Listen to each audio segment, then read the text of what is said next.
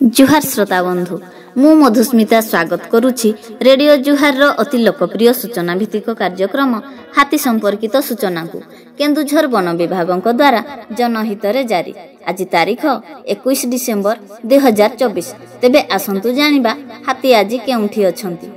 चंपुआ वनांचल बालीबंध सेक्शन रो हरिडाजोड़ी, सान हुंडुला, गुगुदरी, बलभद्रपुर, कनकना ग्राम निकट में 30टी हाथी, बामेबारी सेक्शन रो बसंतपुर, काईजोड़ा, पटुआकुदर, रेंगालबेड़ा, रेंटासाही ग्राम निकट में 18टी हाथी, चंपुआ सेक्शन रो मुकुंदपुर, सातहलिया, मिरिगिसिंगा, रामचंद्रपुर ग्राम निकट में 27टी हाथी, जोड़ा सेक्शन रो गुरुबेड़ा, बेलदा, बंधुआबेड़ा, जमुनापसी ग्राम निकट में 2टी हाथी, तेलकोई वनांचल तेलकोई सेक्शन रो कुलाडेरा, दुर्लभपुर, खजुरिया, अहिगोला, बुढ़ा आंब ग्राम निकट में 43टी हाथी, भूया जुआंगपीढ़ बांसपाल वनांचल सुआकाटी सेक्शन रो भालियाडा, लक्ष्मीपाद, मेदिनीपुर, कंटाकुड़ी, अंजर ग्राम निकट में 17टी हाथी एवं सापकंटा, बांसपाल,